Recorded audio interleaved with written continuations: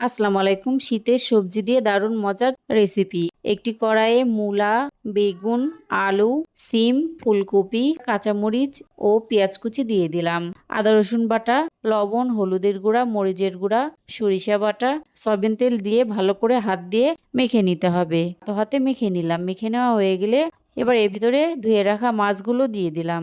দিয়ে আবারও একটু মেখে নিলাম। মেখে নেওয়া হয়ে গেলে টমেটো কুচি দিয়ে দিলাম। আবারও আলতো হাতে মেখে নিলাম। মেখে নেওয়া হয়ে গেলে হাফ কাপের মতো পানি দিয়ে দিলাম।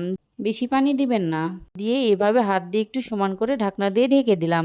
এবার চুলাতে বসিয়ে দিলাম। মিডিয়াম আঁচে রান্না করে নিব। আলতো হাতে একটু নেড়ে চেড়ে দিলাম। পানি যখন অর্ধেক শুকিয়ে আসবে এই সময় ধনেপাতা কুচি দিয়ে দিলাম। আবারও ঢাকনা দিয়ে ঢেকে দিলাম। এবার পানিগুলো প্রায় শুকিয়ে এসেছে, সামান্য একটু আঠালো থাকবে, এই অবস্থায় নামিয়ে নিব।